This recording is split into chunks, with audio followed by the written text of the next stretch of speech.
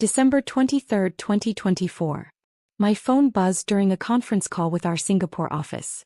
Jordan, we need to talk about New Year's. My brother Marcus's voice carried that particular tone, the one reserved for explaining why I wasn't quite good enough for something. I muted my video. What's up? So, Vanessa and I are hosting this year. Really stepping it up. We rented the penthouse at the Sterling, hired a private chef, the whole thing. He paused. My boss Derek Chin is coming. You know, the regional VP I've been telling you about? The one who's probably promoting me to director next quarter. That's great, Marcus. Congratulations. Right, so here's the thing. Another pause. Maybe you should skip this year. It would be awkward, you know? Derek's bringing his wife, they're super sophisticated. They summer in the Hamptons, winter in Aspen. And when people ask what you do, I kept my voice neutral. What about what I do? Come on, Jordan. You're an administrative coordinator at some government contractor nobody's heard of. No offense, but when everyone else is talking about their careers, their companies, their success, I just don't want the vibe killed. Mom and Dad are fine with it. Actually, Mom suggested it. Of course she did. You work in a cubicle, right? Like basic office work? Filing and scheduling. He didn't wait for an answer. Derek Chin oversees $340 million in cloud infrastructure projects. Vanessa just made partner at her law firm.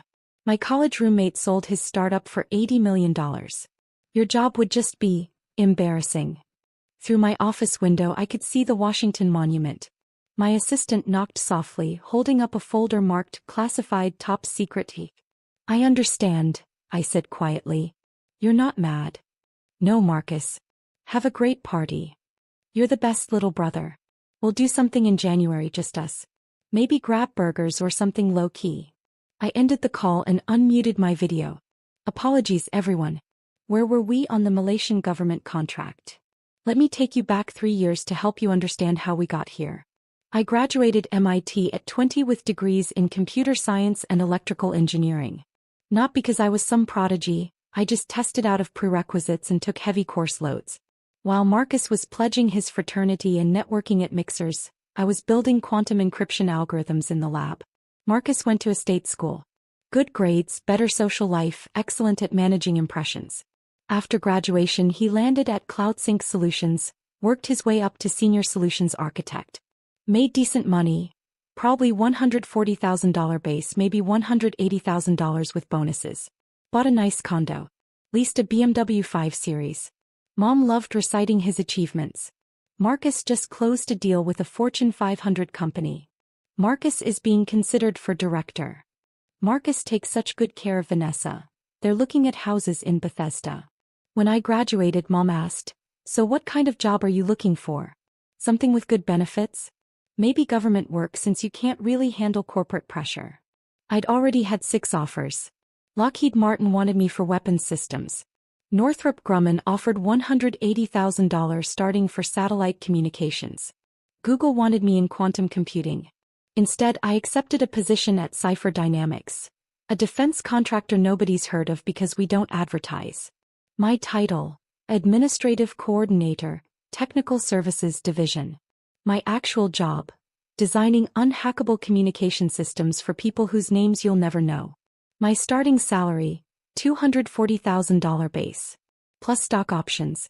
My security clearance level: TS/SCI with special compartmented access that meant I couldn't tell my family what I actually did. Or where I actually worked. Or who I actually worked for. Mom saw administrative coordinator and stopped asking questions. Marcus saw government contractor and made assumptions about beige cubicles and GS7 pay scales. Dad saw that I didn't lease a flashy car or wear designer suits and decided I was still figuring things out. I didn't correct them. Partly because my NDA was ironclad. Partly because I was curious how long it would take them to ask real questions. 3 years later I had my answer: they never would. By age 23, I designed the encryption protocol now used by the State Department for classified diplomatic communications. The contract was worth $53 million over 5 years. My bonus alone was $3.2 million. I bought a house. Not in the suburbs. A restored Victorian in Georgetown that I purchased through an LLC. Paid cash. Property records showed DK Holdings LLC as the owner. My family never knew. I drove a 7-year-old Honda Civic. Wore clothes from J.Crew and Uniqlo. Kept my head down. At family dinners, Marcus would talk about his latest deal, his upcoming promotion, his boss Derek who was grooming him for leadership. Mom would ask pointed questions. How much was that contract worth, Marcus? How many people will you supervise as director? Then she'd turn to me. And Jordan still doing, what was it? Administrative work. Coordination, I'd say. Yes. Well, everyone contributes in their own way. Dad would jump in. I heard government contractors have good health care. Probably great for someone who needs stability. Someone who needs stability.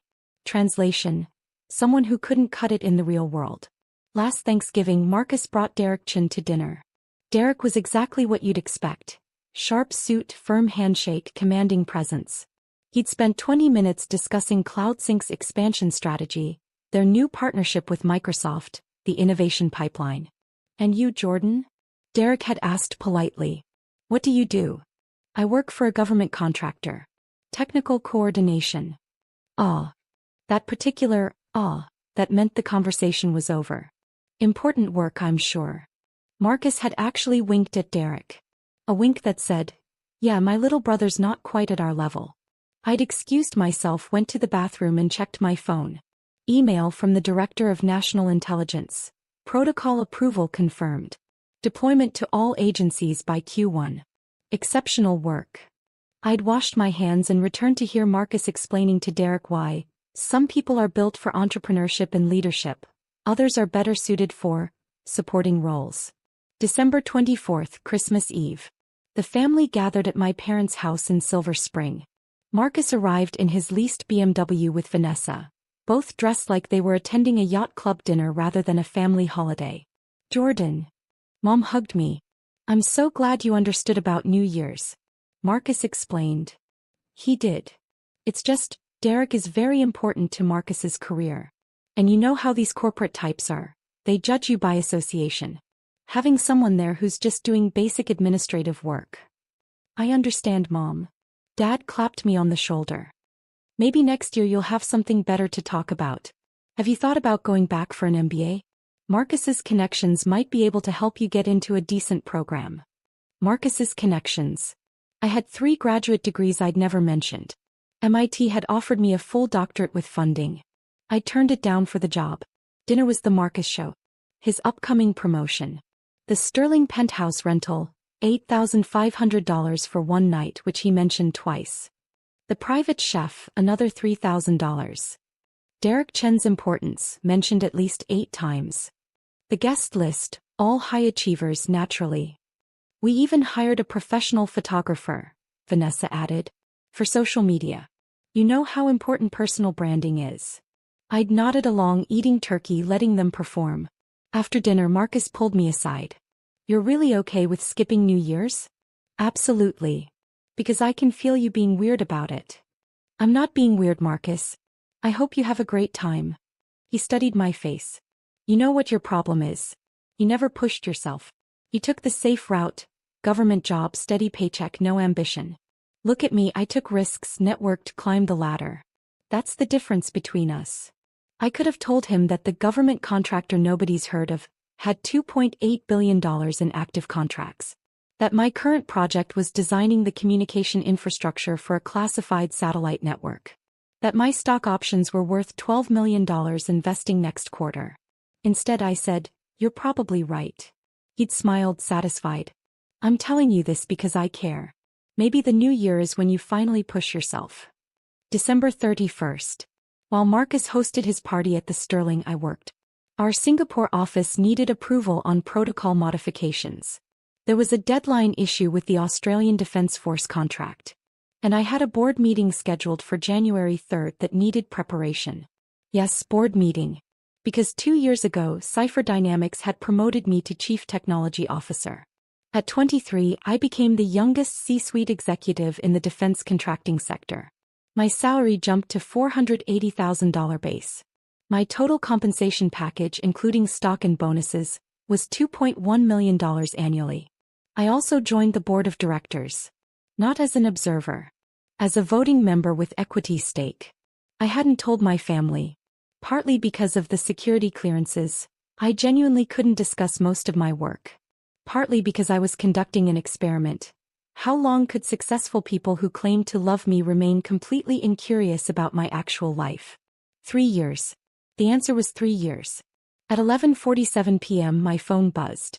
Marcus from the party. Happy almost New Year, bro. Sorry you couldn't make it. Derek just said I'm definitely getting director. Best night ever. I texted back. Congratulations. Well deserved. At midnight I toasted with my cat, reviewed the Malaysian contract one more time and went to bed. January 2nd. My assistant Sarah knocked on my office door. Your 2 p.m. is here early. Derek Chin from CloudSync Solutions.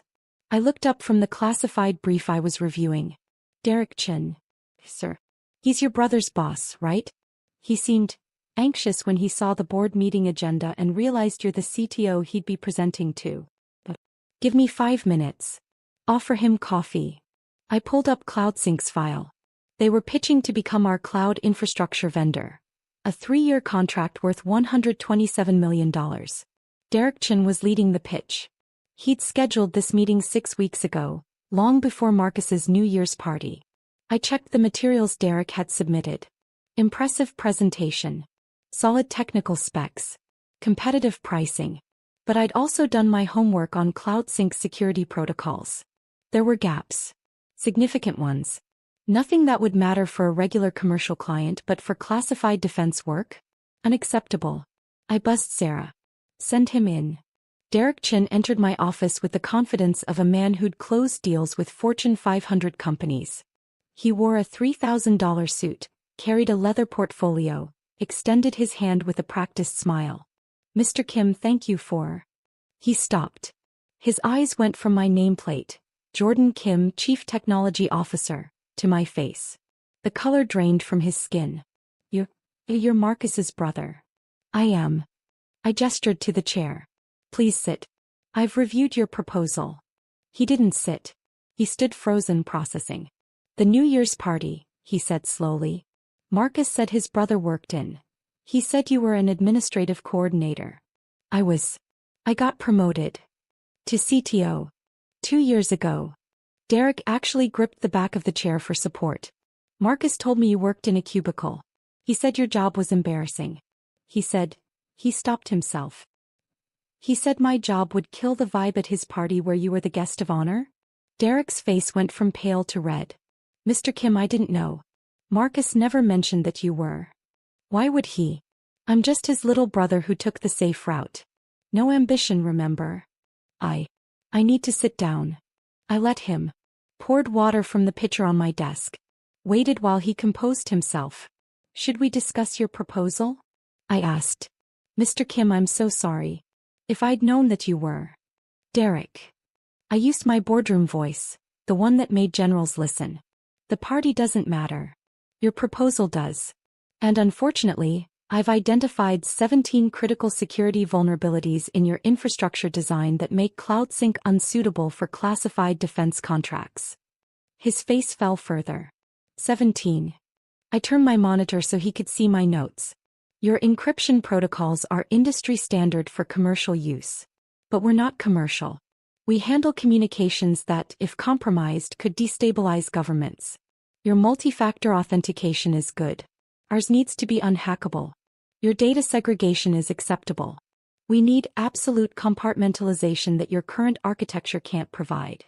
Derek stared at the screen. We could modify. You'd need to rebuild from the ground up.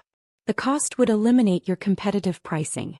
And honestly, you don't have personnel with the security clearances required to even work on the modifications. He sat back. $127 million contract. Gone. I'm afraid so. Silence filled my office. Through the window, the winter sun glinted off the Potomac. Does Marcus know? Derek finally asked. What you actually do? No. Why not? He never asked. Derek processed this. He talks about you sometimes. Always with this condescension. My little brother's still figuring things out.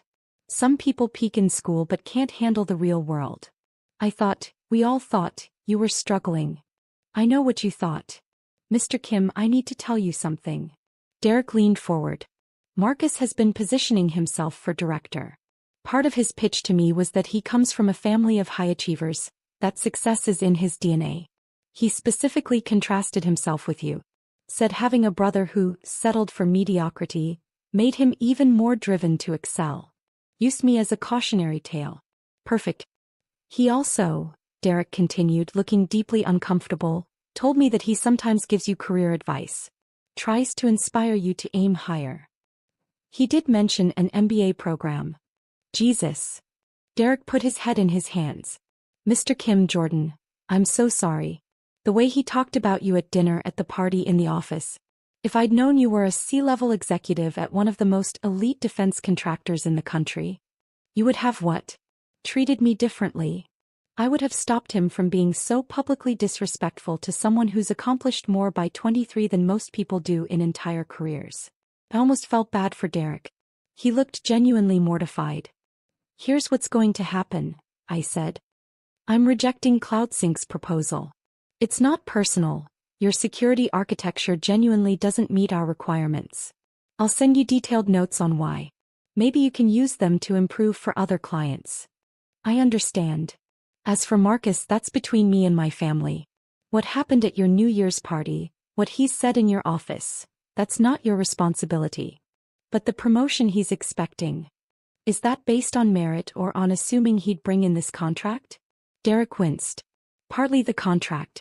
He's good at his job, but landing Cipher Dynamics was going to be his big win. Proof he could close major deals.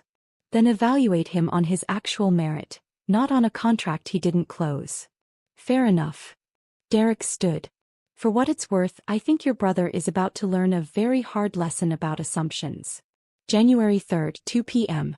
The quarterly board meeting. Our conference room seated 18. 15 board members, CEO Patricia Winters, CFO James Morton, and me. The room was designed to impress. Panoramic views, technology that cost more than Marcus's annual salary, furniture that whispered power. Patricia called the meeting to order. We'll start with Derek Chen's presentation, then move to contract approvals. Derek entered, saw me sitting at the head of the table in my board seat, and nodded professionally. He'd clearly processed everything overnight. Then Marcus walked in behind him. My brother was carrying Derek's materials, playing assistant. He wore his best suit, had a leather folder, looked ready to impress. He saw the board members. Saw the room. Saw Derek take a seat at the presentation end. Then he saw me. I watched his brain try to process it. His little brother Jordan. Sitting at the board table. In a $4,000 Tom Ford suit I'd bought specifically for board meetings. With a nameplate that read, Jordan Kim, C2 board member. The leather folder slipped from his hands. Marcus. Derek's voice was quiet. Why don't you wait outside? You said I could observe the pitch. You said it would be good experience for. Plans changed. Please wait outside. Marcus didn't move. He was staring at me like I was a hologram that might disappear. Hi Marcus, I said calmly.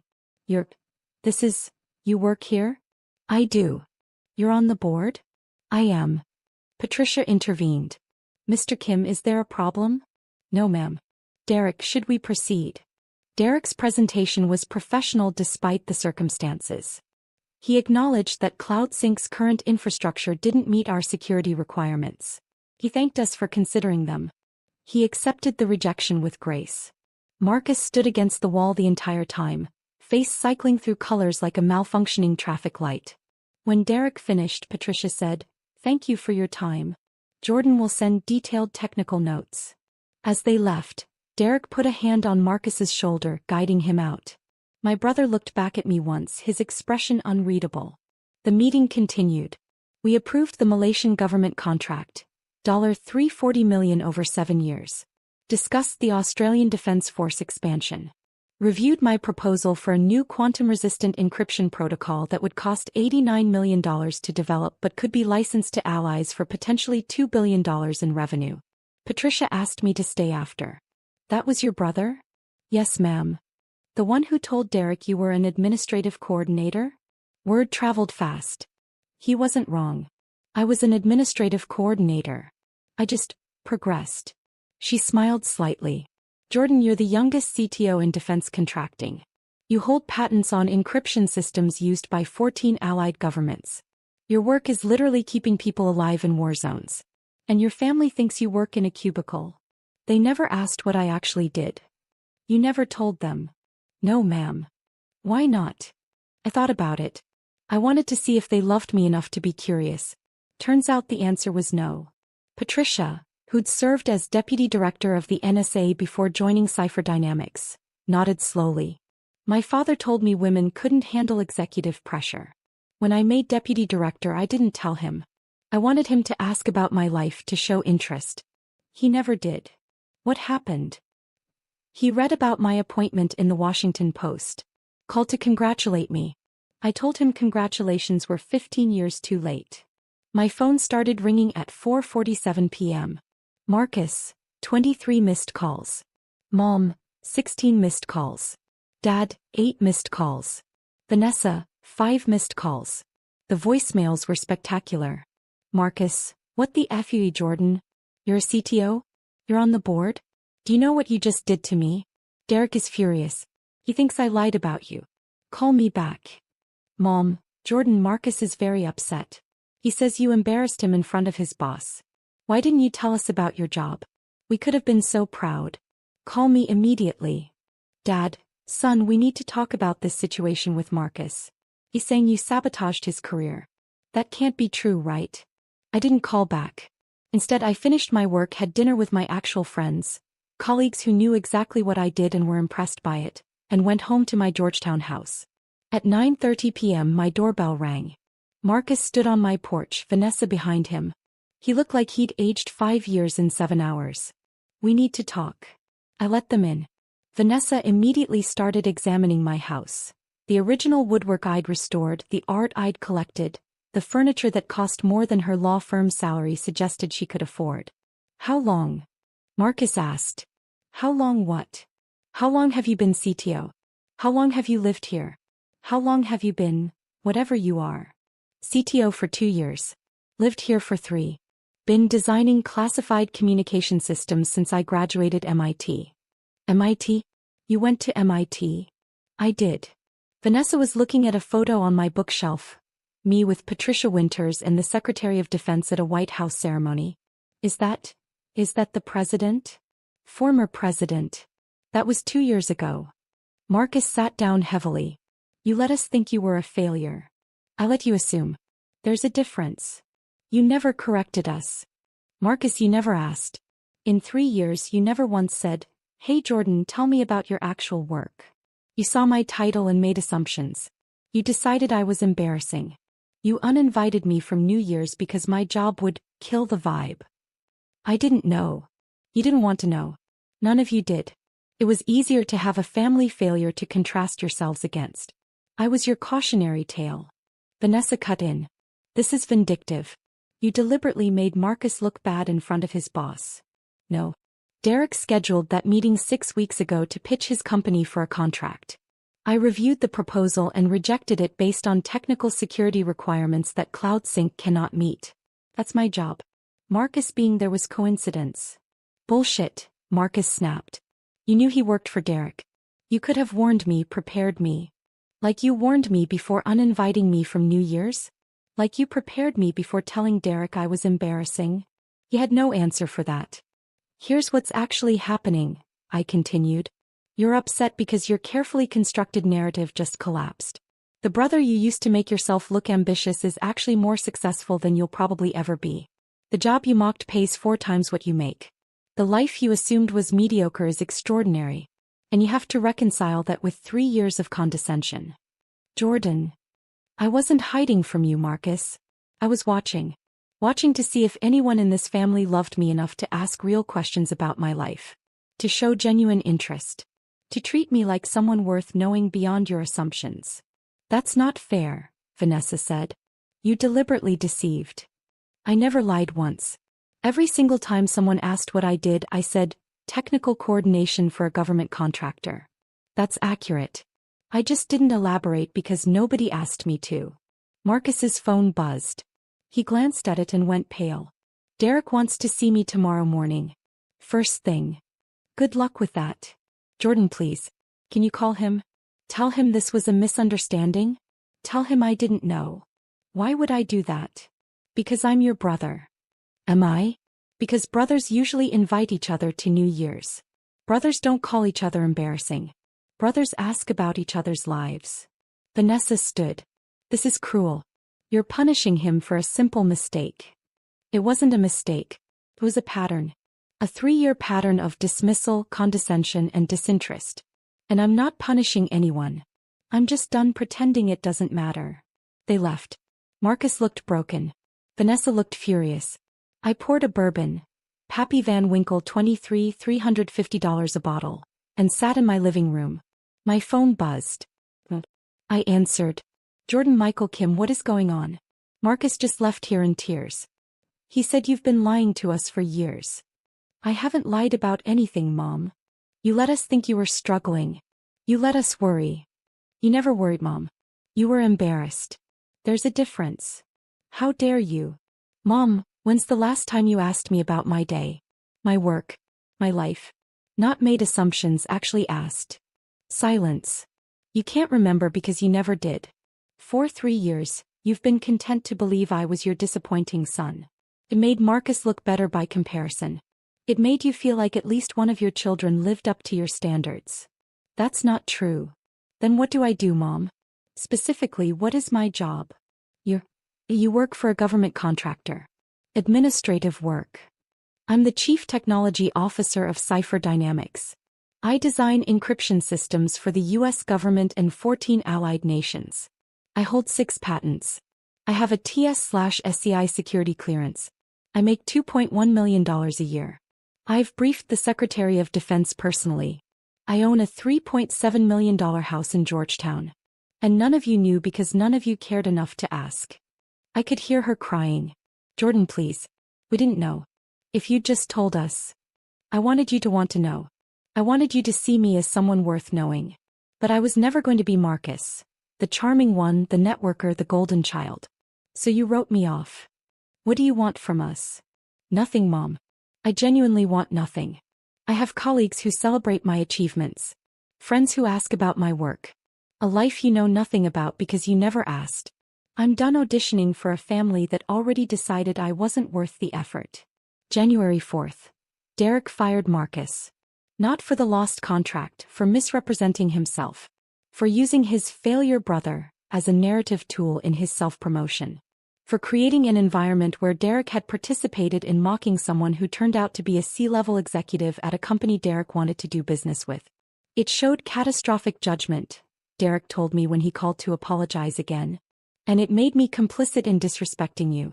I can't have someone with that kind of judgment representing Cloud Sync. I felt nothing. No satisfaction. No revenge.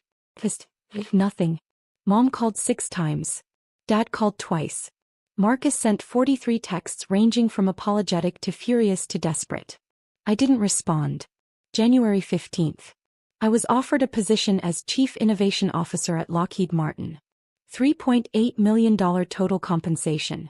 Equity stake. A role that would make me one of the most influential people in aerospace defense. I accepted. My letter of resignation from Cipher Dynamics was gracious. Patricia understood. Your family, she asked. What family? March 2025. Mom and Dad showed up at my house. I almost didn't answer the door. But curiosity won. Jordan. Mom looked smaller than I remembered. We've been trying to reach you. I know. Can we come in? I let them in. Dad stayed quiet while Mom talked. We were wrong. About everything. We made assumptions, we didn't ask questions, we took you for granted. You're right. We were proud of Marcus and embarrassed by what we thought was your failure. We're sorry. Okay. Okay? That's it. What else do you want me to say, Mom? We want another chance. We want to be part of your life. We want to know you. I looked at them. These people who'd raised me but never really seen me. Here's the thing about being invisible, I said. You get used to it. You build a life without witnesses. You learn that your achievements matter whether or not they're acknowledged. And eventually, you realize that needing validation from people who've proven they won't give it is a waste of time. So that's it. Dad finally spoke. You're just cutting us off? I'm not cutting you off. You're welcome to read about me in Defense News or Forbes. I'm sure my appointment at Lockheed will make the trades. But a relationship? That requires history, trust, mutual respect. We don't have that. We can build it, Mom insisted. Can we? Or do you just want access to my success now that you know about it? If I'd stayed, just an administrative coordinator, would you be here? Neither answered. That's what I thought. They left. Mom cried. Dad looked angry. I felt nothing. Forbes September 2026 issue, 30 under 30 in enterprise technology. My photo, standing in front of the Lockheed Martin facility where we just successfully tested quantum-resistant satellite communications. The article mentioned I'd pioneered encryption protocols now used by NATO, that I held 14 patents, that at 25 I was the youngest C-suite executive in aerospace defense history. It mentioned I was intensely private, rarely gave interviews, and had revolutionized classified communications with innovations that made previous systems look like children's toys. It didn't mention my family. Because when the reporter asked, I said, I don't have one. Marcus tried to connect on LinkedIn. I declined. Mom sent the Forbes article to distant relatives with a note. So proud of Jordan. I never responded. At my housewarming party, I'd bought a second property in McLean for $4.2 million. My colleagues toasted me. Patricia was there. The Lockheed CEO. 3 senators. The former Secretary of Defense. Someone asked if my family was coming. This is my family, I said, gesturing to the room. The people who saw what I was building and cared enough to be part of it. Later, on my terrace overlooking the Potomac, Patricia asked, any regrets? I thought about Marcus at that board meeting, his face when he realized what I was. Mom crying on the phone. Dad's anger. No, I said. You can't regret cutting out people who were never really there to begin with. Cold, she observed. Honest, I corrected. My phone buzzed. Marcus again from a new number. Mom's sick. Hospital. Thought you should know. I deleted the message. Patricia saw my face. Family. No, I said. Just ghosts. I raised my glass to the people who'd actually shown up. The ones who'd asked questions, celebrated achievements, seen me as someone worth knowing. The people who'd never needed me to prove I was worth their time. My real family.